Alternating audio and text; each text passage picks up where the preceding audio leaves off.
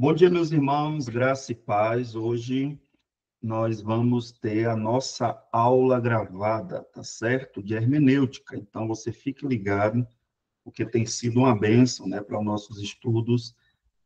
Essas aulas gravadas são importantíssimas, né, para o seu progresso, para o seu crescimento no curso, tá bom? Então, hoje nós vamos falar um pouco sobre contexto, princípio contextual, tá bom? Veja bem, nós já estudamos sobre as regras gerais, né? Estudamos um pouco sobre a introdução, por que a hermenêutica é importante, e falamos, na nossa aula de segunda-feira, sobre as regras gerais. Aquelas 9 regras, elas nos auxiliam a começar a leitura e o estudo da Bíblia, tá bom? Então, a gente precisa dar uma revisada nessas regras antes de prosseguir, né, com os estudos aqui do princípio contextual. Então, a gente vai pensar aqui um pouco sobre isso. Primeiro, o que é o princípio contextual, né? Interpretar corretamente um versículo bíblico exige considerar o texto em que ele foi escrito. Isso evita distorções e falsas doutrinas. Obviamente, né? Se você não considerar, como está dizendo aqui, ó, considerar o contexto em que o texto foi escrito, você pode cair, infelizmente, numa má interpretação. E aí você pode até criar uma falsa doutrina, porque você ignorou o contexto em que a palavra de Deus ali está escrita, tá bom? Então, a segunda coisa aqui é que a gente precisa saber quais são os tipos de contexto do texto, tá? Então, dentro do texto, se você for pensar o que é que significa texto, a palavra texto, ela é uma palavra que tem origem grega, latina, que significa tecido, tecido. Muito bem. Você consegue imaginar qualquer peça de roupa sua que o tecido esteja fragmentado? Não.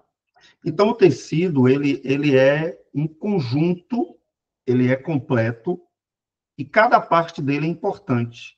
Então, daí surge a palavra texto, certo? Que também a gente tem que considerar que todo o texto, se você vai ler uma carta, se você vai ler um livro, se você vai ler uma notícia de jornalismo, você vai perceber que você precisa lembrar ali, né, de tudo o que o texto está trazendo para você, tá bom? Então, a gente tem primeiro o contexto imediato, que é aquele contexto que a gente pode chamar também de próximo. Contexto próximo. Se, por exemplo, você está lendo João 3,16, o contexto mais imediato ali são os capítulos, os versículos 15, 14, 13, 17, 18, 19. Então, o contexto imediato são os versículos ao redor, próximos. E aí você tem que ler, no mínimo, se você quer entender um versículo, você precisa ler, no mínimo, o parágrafo completo, tá bom? Ah, pastor, eu li o parágrafo completo e mesmo assim fiquei com dúvida. Aí você talvez esteja diante de um texto que você precise consultar o contexto remoto. Quando você está com o controle da sua TV, você não está distante, por isso que ele se chama controle remoto. Então, remoto é aquilo que é mais distante. São outros textos que tratam do mesmo assunto, tá? Que estão em outras partes da Bíblia. Isso, né, vai nos dar o quê? Harmonia doutrinária. Por quê? Porque você precisa perseguir isso. A Bíblia, ela tem uma harmonia doutrinária. Ainda que tenha doutrinas, por exemplo, que Jesus falou uma vez só e é doutrina, mas no geral, uma doutrina bíblica, ela tem doutrinas semelhantes que são colocadas em outras partes da Bíblia. Então você precisa ficar ligado nisso aí, tá bom? Muito bem. Aí a gente tem também aqui alguns exemplos e eu quero que você veja comigo. Eu peguei versículos bem simples versículos conhecidos, porque eu penso que se você conseguir aplicar o princípio do contexto imediato, do contexto remoto, em versículos que você já está familiarizado, você vai conseguir aplicar ele em qualquer outro versículo, qualquer outro texto. Então, vamos lá. O primeiro versículo é Filipenses 4:13. Filipenses 4:13, que é muito famoso. Tudo posso naquele que me fortalece. Se você olhar o contexto imediato desse versículo, né? O contexto imediato dele são os versículos 11 e 12. Olha o que diz.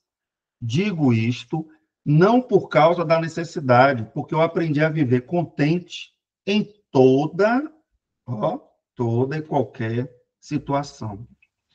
Tanto sei estar humilhado, como também ser honrado, de tudo e em todas as circunstâncias,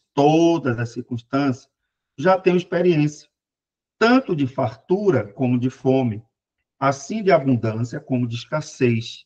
E aí, logo depois, ele diz: tudo posso naquele que me fortalece. Ok. Se você olhar, a aplicação correta desse versículo é o quê? Paulo está dizendo que Cristo fortalece para suportar todas as circunstâncias. Não que pode alcançar qualquer meta pessoal. Ele não está dizendo, posso todas as coisas, tudo que eu quero, eu consigo, sabe? Se eu tenho um sonho, é só eu correr atrás que eu vou conseguir, porque eu posso. Aquele que me fortalece vai me dar essas condições. Ele não está dizendo isso. Ainda que isso possa ser uma verdade, tá? Universal. Ainda que isso possa realmente fazer sentido. Porém, é muito cômodo você dizer que se você correr atrás, você vai conseguir. Mas, ao mesmo tempo, essa fortaleza que o Senhor nos dá, ela também nos habilita à frustração. E se eu corri atrás, batalhei, lutei, e mesmo assim eu não consegui, essa força que Deus me dá também me ajuda nesse momento a lidar com a frustração, a lidar com os problemas da vida, a lidar com as enfermidades, a lidar com as intempéries da vida. Então, tudo posso inclui tudo. O nome já está dizendo, né? A palavra já está dizendo. Tudo. É tudo mesmo. Eu posso passar por qualquer circunstância. Então, é só para você ver como esses dois versículos, ó, esses dois versículos anteriores, olha como ele ajudou a gente aqui, tá? Então, fica ligado na importância de ler a Bíblia toda. Vai ler uma carta, leia toda. Esse é o ideal. Ah, mas eu não estou com muito tempo. Leia pelo menos o parágrafo. Ah, mas eu li o parágrafo e não entendi. Vai para outro texto. Já que você está com pouco tempo, você não vai conseguir fazer uma análise mais completa daquele texto, então não se atreva a estudar com a igreja, levar um estudo, pregar, dirigir um culto. Se você não entender o texto, se você não entender o texto, não se atreva a tentar ensiná-lo, ok?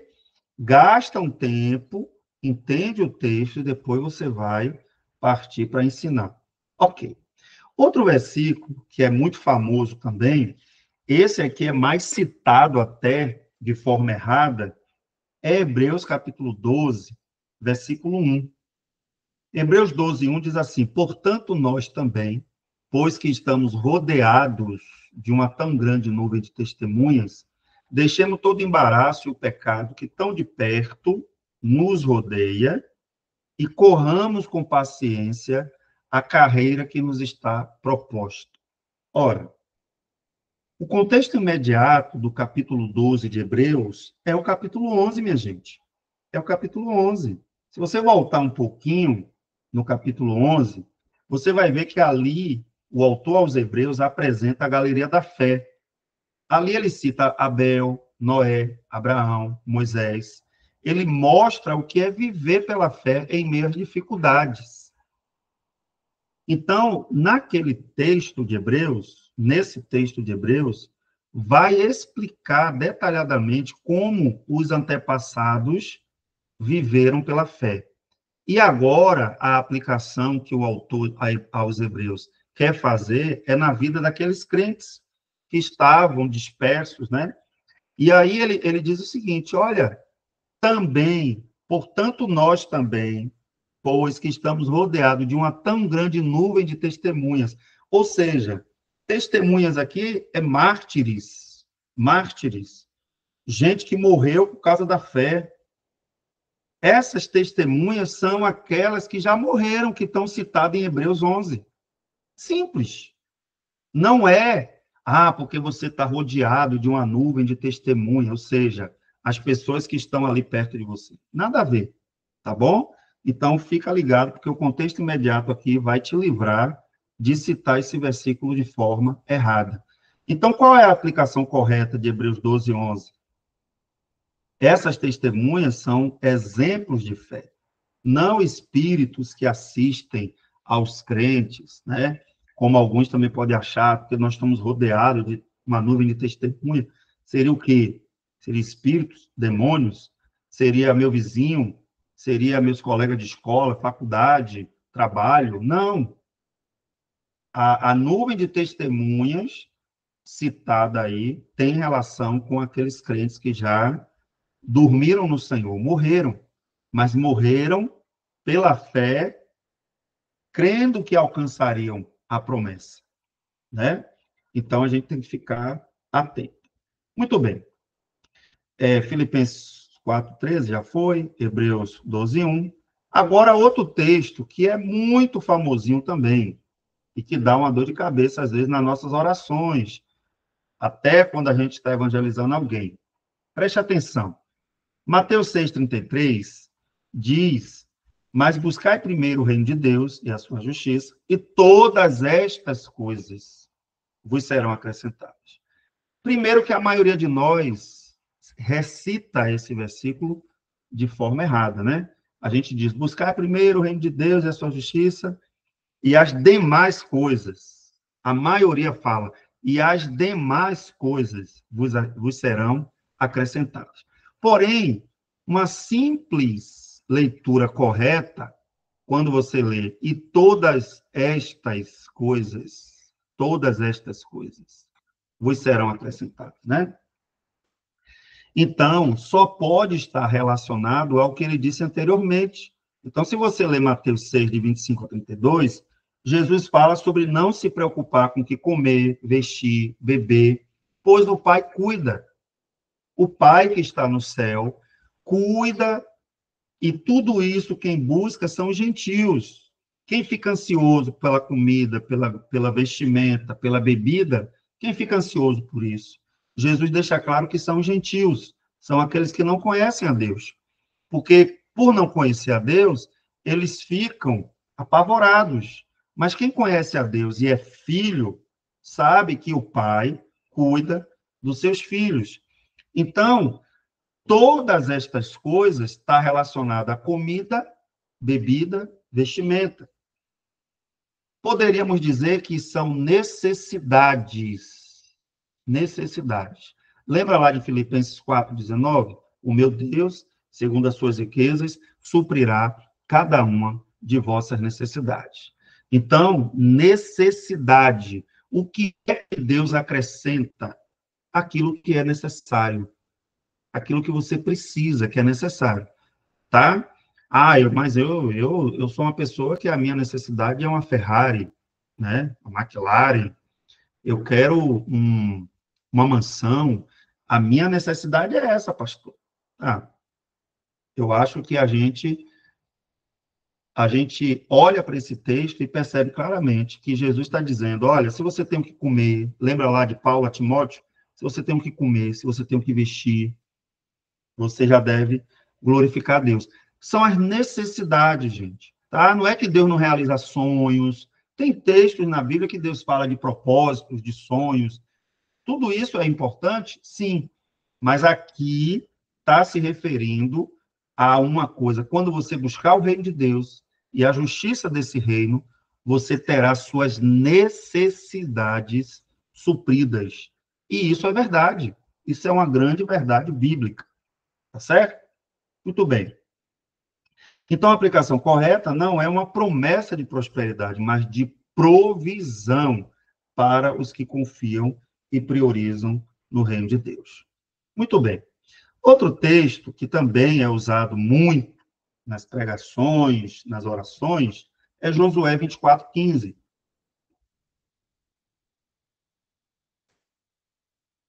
Porém, se vos parece mal aos vossos olhos servir ao Senhor, escolhei hoje a quem sirvais. Porém, eu e a minha casa serviremos ao Senhor.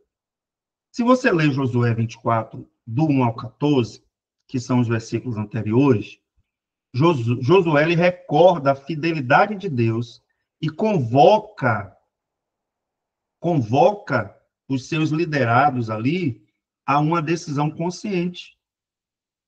Então, essa palavra não é uma promessa, essa palavra tem a ver com uma posição. Eu já expliquei sobre isso lá na regra 9, na regra geral 9, quando fala sobre reivindicar promessas específicas, que nesse caso aqui nem promessa é. Esse caso aqui é uma postura. Ah, pastor, mas eu quero adotar essa postura para minha casa. Eu e a minha casa vamos servir ao Senhor. Eu vou batalhar por isso. Você pode fazer como Josué fez. Eu vou batalhar para que eu e minha casa sirvam ao Senhor. Mas não dizendo lá na plaquinha, né, da porta da sua casa, eu e minha casa serviremos ao Senhor, como uma declaração profética, como uma reivindicação, não uma promessa. Uma coisa é a sua postura pessoal. Se você quer adotar essa postura e você vai batalhar por isso, discipulando seus filhos, orientando sua família, ensinando a palavra de Deus, fazendo cultos domésticos, orientando, perseverando na palavra, aí é outra coisa. Aí você pode declarar como Josué. Porém, eu e minha casa serviremos ao Senhor.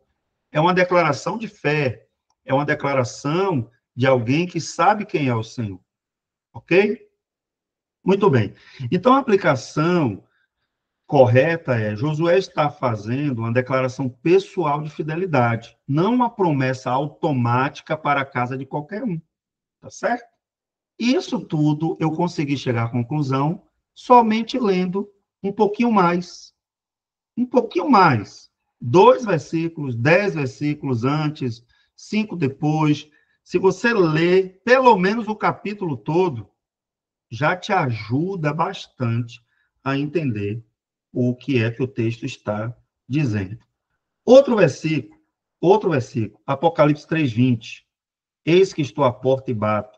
Se alguém ouvir a minha voz e abrir a porta, entrarei em sua casa e com ele cearei e ele comigo.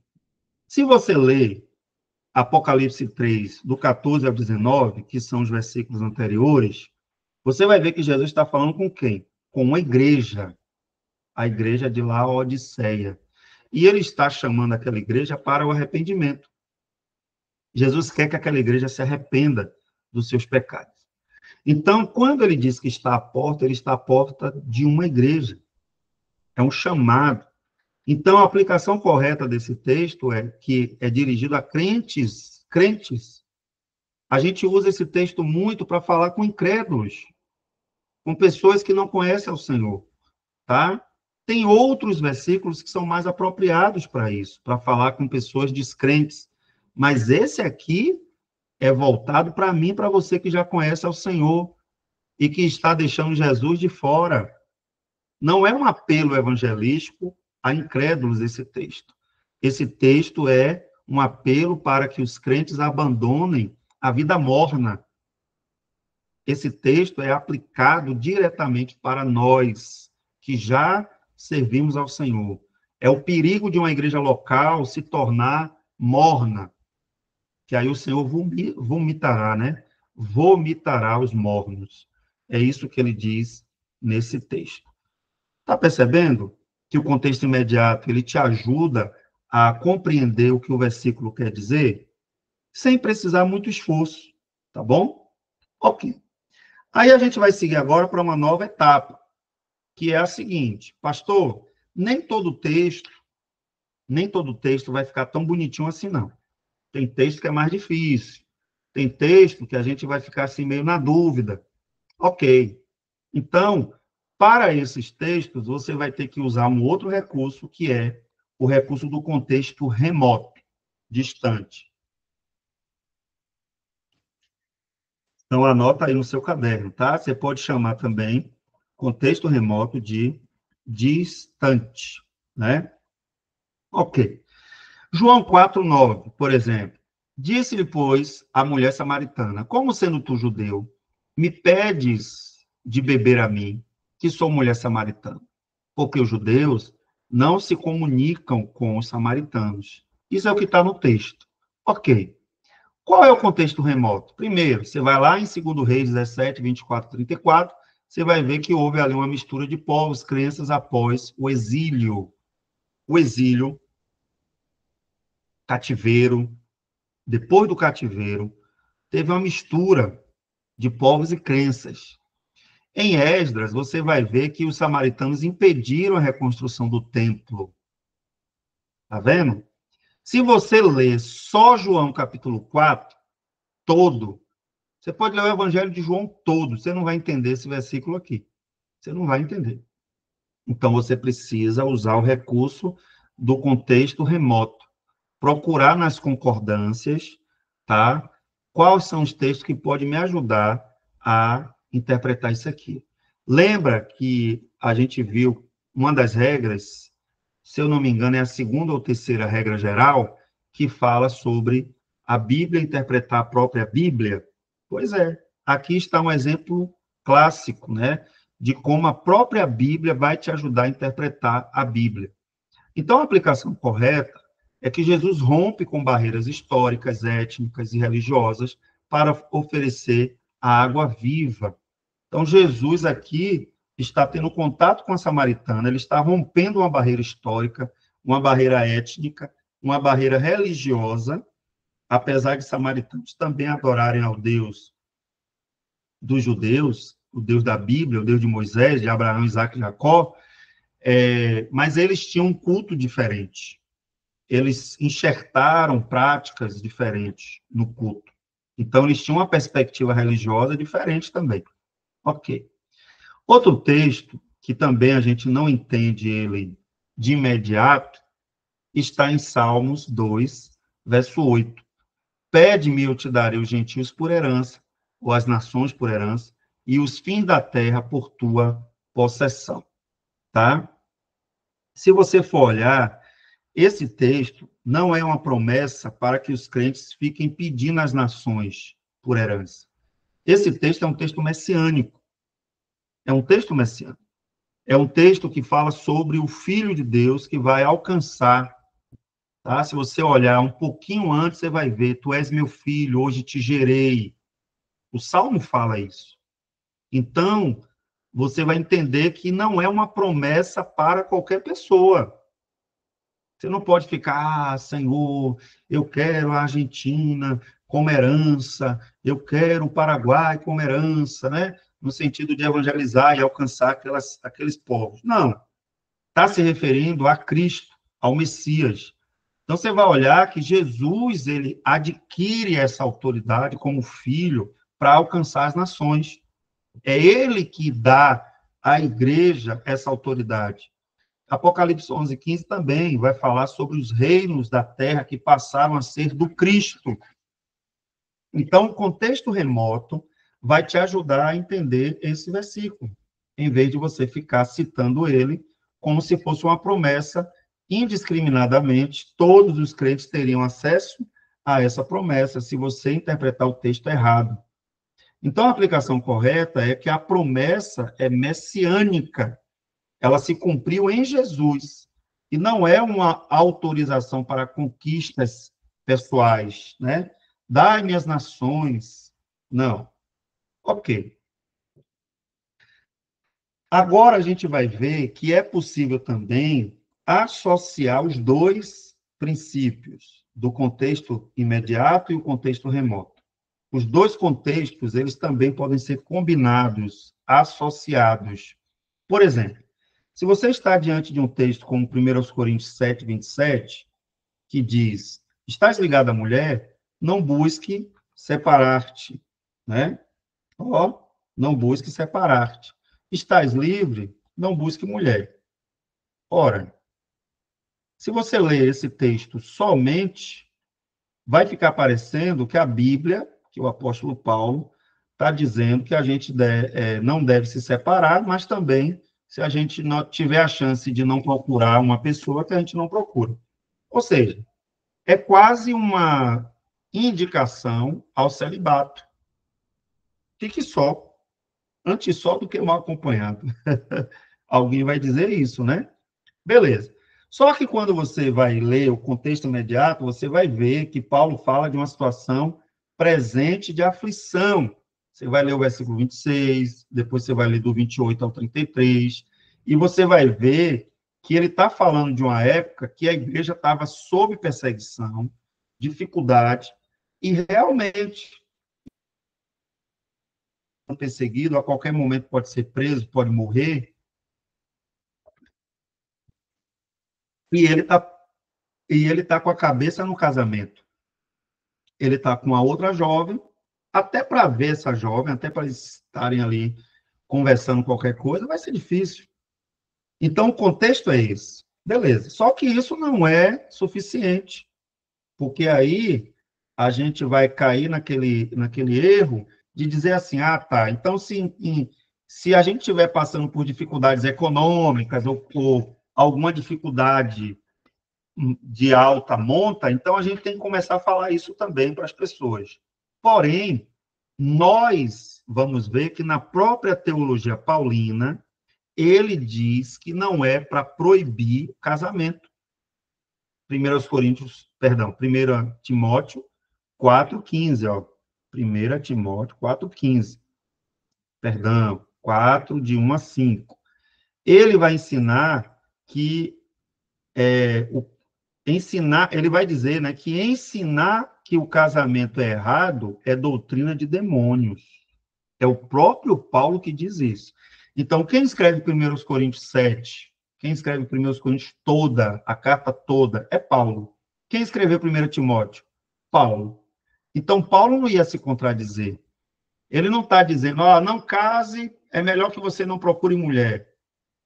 Ele está proibindo casar? Não.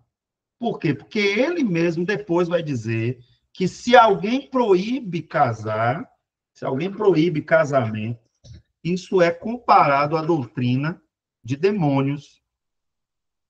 Então, veja que o contexto imediato me ajuda a entender esse texto até certo ponto, né? Até certo ponto. Ó, eu entendi que Paulo está falando sobre aflições. Ok. Como é que eu aplico isso?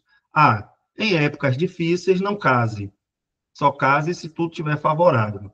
Não, porque aí você está proibindo o casamento e lá na frente, em outro texto, aí eu preciso do contexto remoto também. Em outro texto, Paulo vai dizer que proibir casar é doutrina de demônio. Você não pode proibir ninguém de casar. A pessoa quer casar, ela tem que saber que é uma decisão de pessoas maduras, né? Então, a aplicação correta é Paulo não condena o casamento, mas orienta. Paulo orienta com base na situação específica de crise. Então, em determinadas épocas, casar vai te deixar mais vulnerável, talvez, vai te deixar numa posição complicada, mas também você não é proibido. Você só tem que saber que existe, toda ação gera uma reação, né? Então, é assim. Muito bem. Outro texto que também é famoso, conhecido, é Atos 16:31. Crê no Senhor Jesus Cristo, né? Crê no Senhor Jesus Cristo e será salvo tu e tua casa.